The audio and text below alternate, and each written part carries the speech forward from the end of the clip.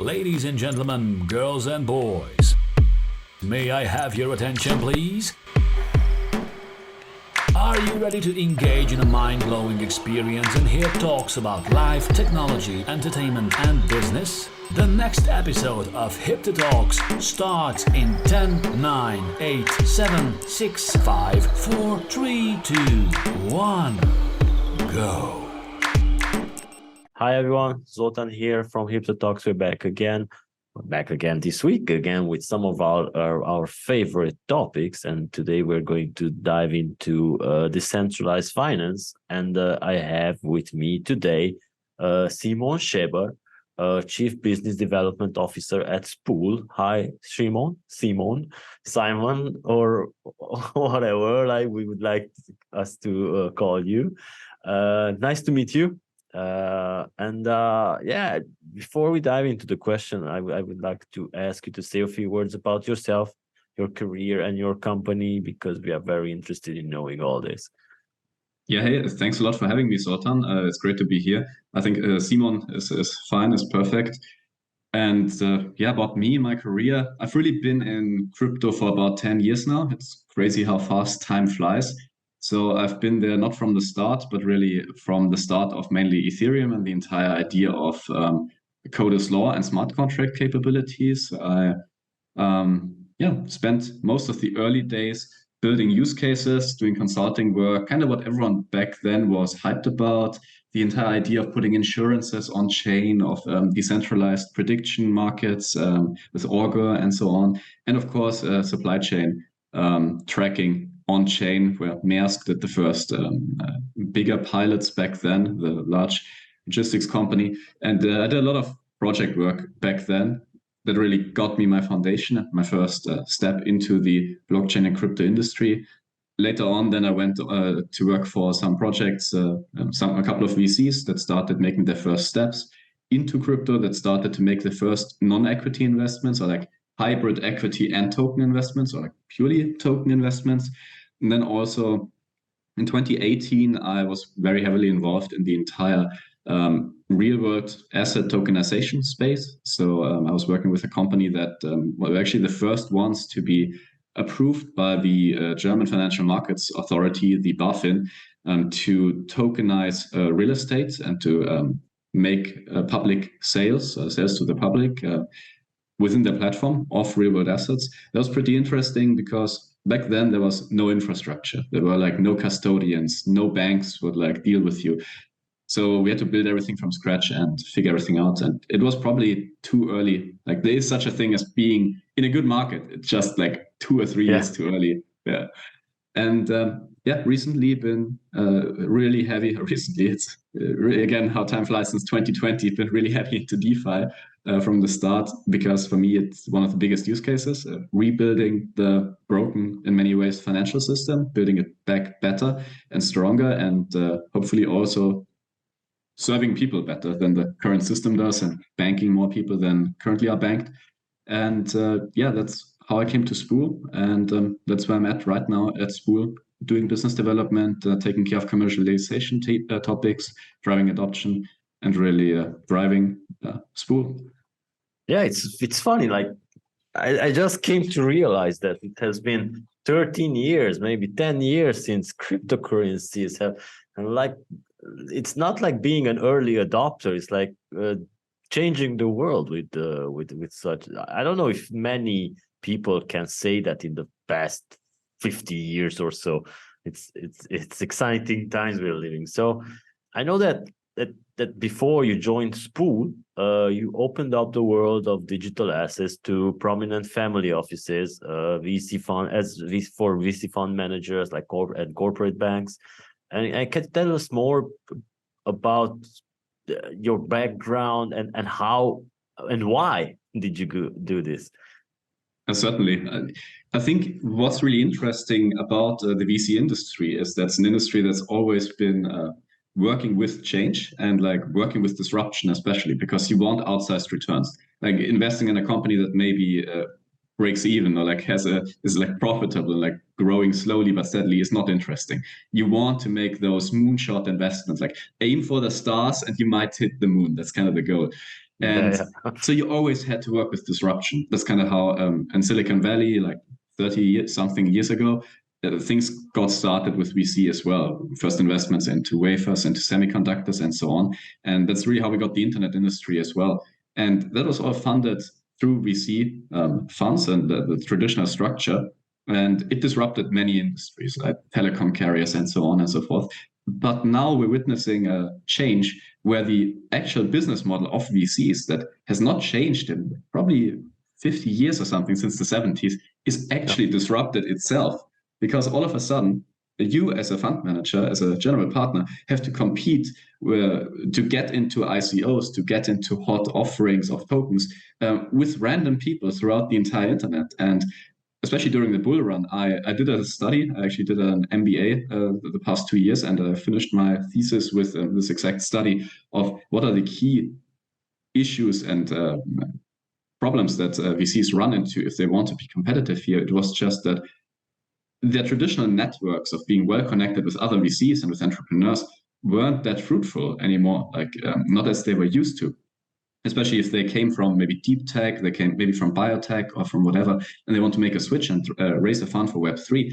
All of a sudden, they had to realize that they need analysts that are in the communities, that are spending time in Discord servers, that are like in the social media and Telegram channels that the quote-unquote investors and users of those protocols in. And all of a sudden, you have to compete and you have to convince protocols to take your money, which has a lot of strings attached, right? They want ownership, they want control, they want board seats, take our money instead of the money from people that have no strings attached. Like they are hanging out in the Discord, they're your users anyways. You get a kickstart because if they are bought in, if they've got a bag, they're more likely to use your product. So why would you take the money with strings attached from VC? And so the entire business model is changing.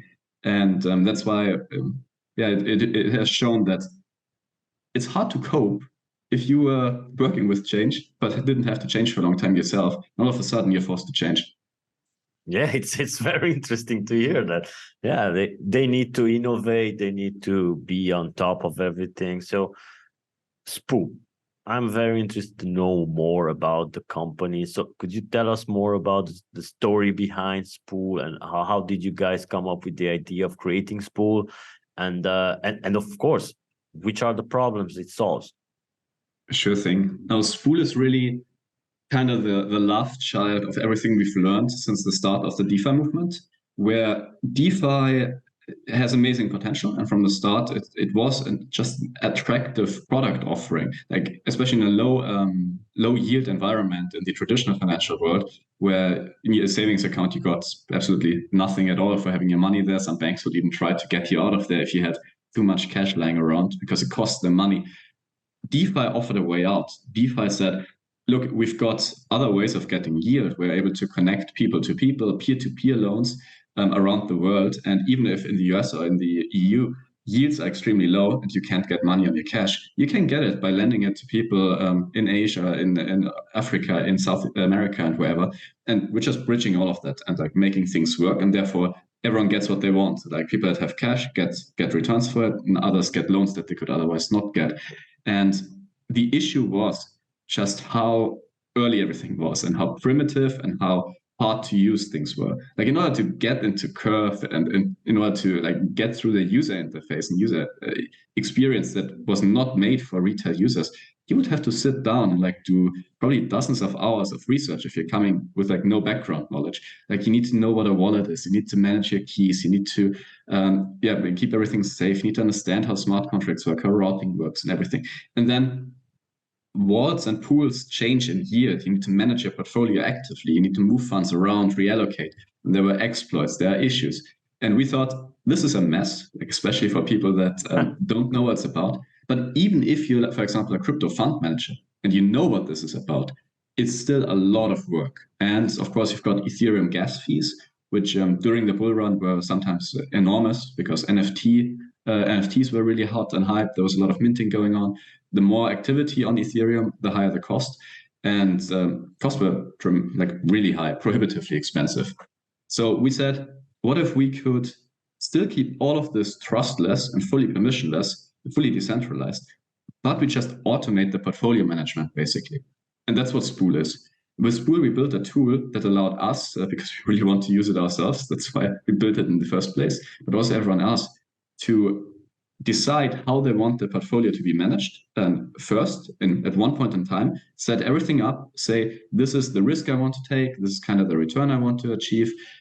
This is always a sliding scale, of course, more risk, more returns, less risk, less returns. And then I deploy the smart contract. And into this smart contract, I can just send my funds, like USDC, USDT, or DAI once, and then it routes it wherever it needs to be. And it also reallocates, and every day does the rebalancing between all of those underlying allocations.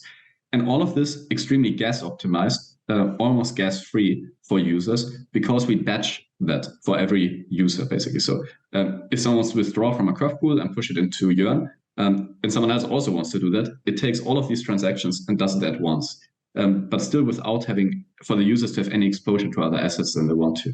And this, makes life for anyone really farming in DeFi way easier and saves a lot on the gas side. Yeah, it solves a lot of problems. Yeah.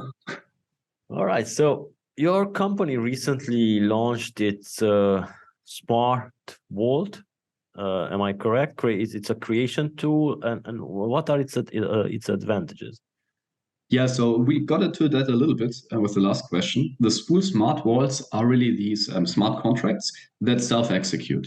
It's like a vault that you set up. For example, with Yearn, you also got Yearn vaults that Yearn builds, and they say, we think these are the best vaults. You can use them. You get returns. We say, what if you don't like one strategy that's in that Yearn vault? Because, for example, maybe you're an institution, maybe you're a fund manager, maybe you just personally dislike the founding team or whatever. You have no choice. You have exposure if you go into Yearn. With us, you can build your own vaults with an easy-to-use 5-step process. You can just click your way through which underlying strategies you want to be exposed to. You decide, I want these 5 or like these 8. Then you have an average yield. And then you decide which risk you want to take and how risky each of the underlying is. And then you've got different allocations. So instead of, let's say if there's 5, 20% in each of them, you could also say I want to have 50% of my money in one of them, and the other 50% splits on the other 4. So 12.5 in each of those. And this is really the freedom that we're giving people. And we call it not just a vault, but a smart vault, because it always keeps you within that risk tolerance that you want.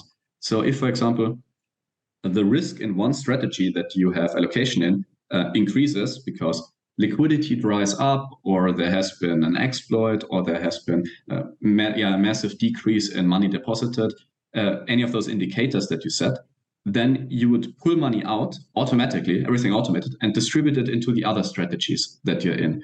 So it takes care of all the portfolio management for you. And that's why we call it smart, because it does it on its own every day. All right. So let's get back to DeFi, because maybe people listening, tuning in, want to hear more. And let's talk about the landscape in general, and what are the challenges that decentralized finance currently faces? Certainly. I think there's plenty. So yeah. That's a very wide question. I think the two core questions and challenges right now are trust in the wake of the last 1 year, mainly, starting with the Celsius collapse, 3 Arrows Capital, and now more recently FTX, which you could see that all is one big issue because it kind of pulled through. Yeah. And on the other hand side, it's still usability, adoption, and now also the macroeconomic situation. So if we get into the trust topic first, there has been a huge issue, and I experienced it firsthand because I really started doing business development, partnerships, and all of that for Spool full-time January last year, so about 12 months ago, when everything was still good, the bull market was in full swing, everyone had a lot of money, liquidity was there. But people kept telling you, with the Terra Luna thing, with Incze, look, why would I go into a fully decentralized thing if I can have 17% safe from Luna, from Incze? Like it's safe, it can't fail, it's too big. Of course it failed. Then later they said the same thing. Why would I go 12% decentralized if I can get 12% from Celsius? Look, it's a big corporation. They can't fail. Of course they failed. And then the same thing with Alameda and everything in between. And many people outside the industry saw Celsius, saw Alameda, saw 3 Arrows, saw Incze, and said, that's DeFi, right? And DeFi failed. How could we put money into DeFi, especially now? And that's the biggest issue, because people just see the label of DeFi. They don't check like how is governance done. If all of the team disappeared tomorrow, would it still work? Because that's what DeFi means, right? If everyone was on one plane going on holiday and the plane crashes, it still works. Yeah, that's the point.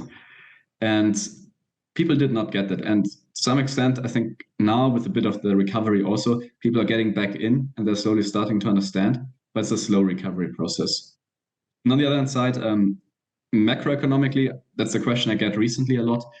Is there a place for DeFi in a world of high risk-free interest rates? If 10-year US Treasury yields are giving out 4.5%, why would I go to DeFi, to Aave or Compound, which are like the safest ones, of 3 or 4%? Yeah, it's crazy times, but I think that's what it takes to make big changes. And now my next question is about digital assets, because this has also been a topic which has been circling around everyone's lips in the last time. So how safe is it to invest in digital assets? Okay, this is like an interesting question that I'm asking you. Yes, certainly. So safety and investment are generally two things that aren't like going together too well, right? Because if you want a safe investment, it's always possible to almost nothing is possible, right? You could nothing is safe. Nothing is safe. Exactly. Like real estate has pumped like crazy over the past couple of years in the wake of the low yield environment, really. Yeah. But now we see the lowest, the lowest of the low of real estate markets. We see the lowest new purchases in many Western places around the world, really. Then gold has also not performed the way people would have expected it to perform.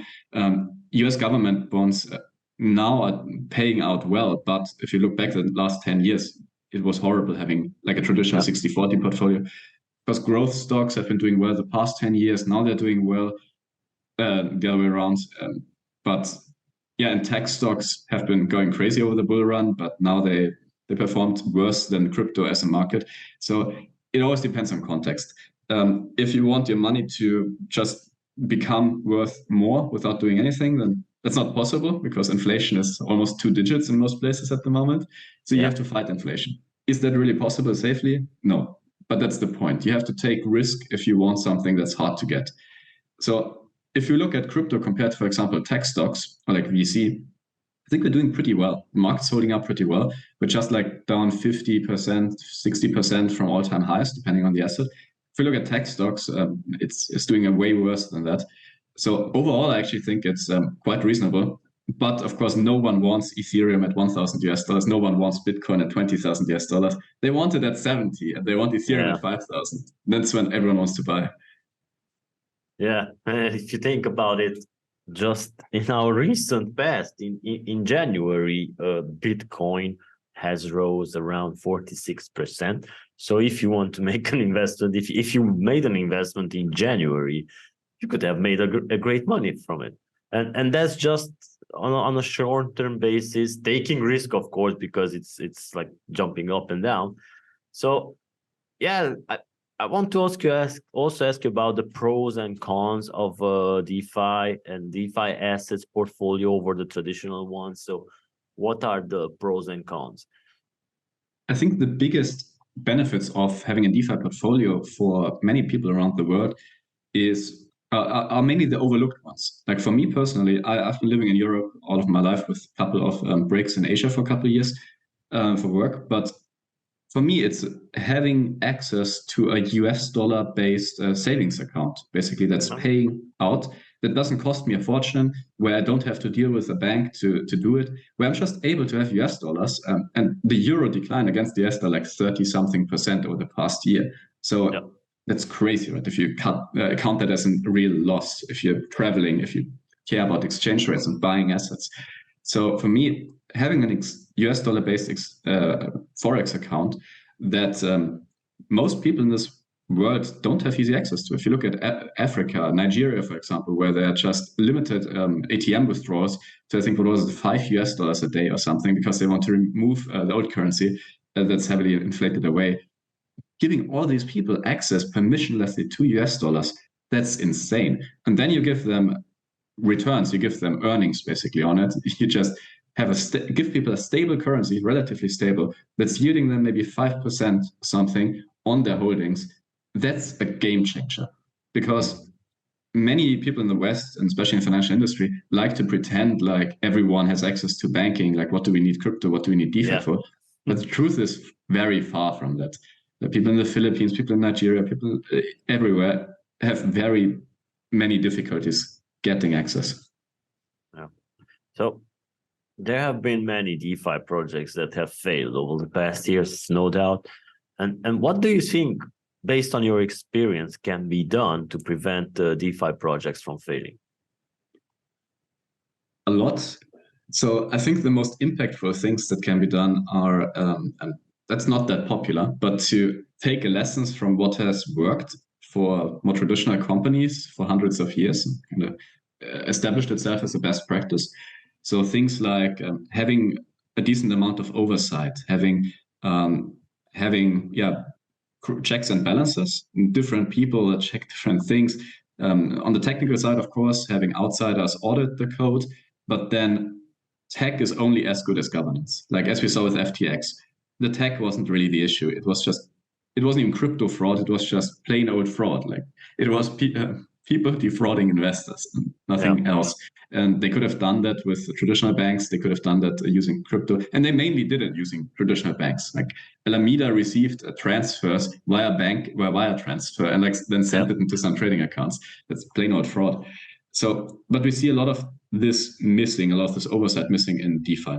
And we see a lot of projects, for example, that know that they run out of money within half a year. They cannot keep up development, but they don't do anything. Like, in the traditional world, you would start bankruptcy procedures. You would try to restructure things. You would take hard lessons. You would lay people off. You would see what's the minimum viable product. How can we keep going? You would inform investors and let them know these are the options we have right now. We can slim down. We can try to look for outside investors. This is what we have to do. But in DeFi, it's not very much established. It's people just work until all of a sudden there's no more money and people stop getting paid, and then they're like, hey, what just happened? Yeah. So I think we can learn a lot, because it doesn't mean that everything is good and we should just adopt the traditional corporation structure, because it also doesn't quite work. It was mainly built for factories for the industry of the 20th century. We're still working with it. So a lot can be improved. But some things really help, like having a board of directors for oversight, having some people that are not directly in the operational side just look and also be the voice to the outside world and to investors to make sure that things are going the way that people want them to go. These are some strong objectives and things to consider for DeFi projects. All right, so my final question to you would be, what are the plans and goals for your team at Spool this year? We're in February. There are 10 months left. Yeah, it's a lot of time left, so we're going to be very busy. The first big announcement that I can make here is we're launching an Arbitrum. So we are bringing everything that's now on ETH layer 1 to the one place that I believe has the most organic growth, the most experimentation, that is the hottest, and people are eager to build things and try things out. So I'm really excited about our Arbitrum launch. And then after that, we are going hard into crunch mode for Spool v2. And Spool v2 is really the same toolbox, just on steroids. We're opening it up like crazy. On top of having this toolbox that lets you get yield from wherever you want and manage it automatically, we introduce guards and rails, which are basically rules for exit and entry into these spools. So you as a creator could say, I have an NFT collection, or I have a DAO, or I have a Telegram group or community, and only members from my community are allowed to deposit through this smart contract, through this wallet. Because, for example, I'm airdropping NFTs, I'm airdropping some rewards to users of this wallet. Or if you're a traditional financial institution, for example, you can say only whitelisted wallets can deposit into my wallet, because I have to know that these are my clients. I've KYC'd them, I know who they are. So I can offer them this service. Or also you could drop, of course, whitelist NFTs and like KYC NFTs, where you say, I don't actually know who this person is, but they went through KYC, so their wallet is on the whitelist, so they're able to deposit. That way you can serve clients and offer asset management and portfolio management without having to go the whole way of KYCing them yourself, having a database with all the customer data, because in most cases you don't need that. In most cases you just need to know this person is verifiably identified and they are a real person, they're not terrorism financing or anything, so I can actually serve them. So we're really targeting, let's say we're not really targeting, but we're really opening up everything like crazy. We're introducing new assets. For example, we're bringing real world assets. We're bringing US dollar treasuries actually on chain. We're bringing yields from US dollar 10-year treasuries as part of Spool. So you can have, for example, staking returns via Rocket Pool or Lido ETH, stake-wise, plus 10-year US treasuries, plus compound and yearn and idle yield, all in one portfolio that's automatically paying you out whatever your return is every single day. And you have a savings account that is always usable because you can always withdraw. There are no lockups. You have it always available in US dollars that is yielding you from exactly what you want to have. And I mean, honestly, where can you have a daily available savings account that's paying you US Treasury yields plus ETH staking yields? I mean, that's super awesome. I'm like really looking forward to it because I have most of my money in Spool already anyways, and I really want that myself. So I'm super excited. All right, so that's the way to put it. Using your product for yourself and doing it best, so that will also benefit your clients and your partners. That's something to just consider for any business. And thank you so much for your time. Now, if you want to say some parting words to our audience, you are more than welcome. Yeah, hey, thank you for having me. Yeah, it was great to be on here. I think the questions were really amazing. We went into some great topics. We elaborated a lot. If anyone wants to follow me, best place is on LinkedIn, just at Simon Schaber, Schaber. Simon is Simon. Otherwise, of course, follow Spool on Twitter, follow Spool on LinkedIn as well to stay up to date. And thanks for having me. All right. Thank you so much, Simon. And thank you, everyone, for joining us today. Make sure to subscribe, and we'll be back again next week. Stay cool. Stay cool. Bye. Thank you for joining. Be sure to check back next week for the next HIPTHER Talks and subscribe on Amazon Music, Overcast, Spotify, Google Podcast, Apple Podcast, iHeartRadio, SoundCloud, Mixcloud, and Pandora.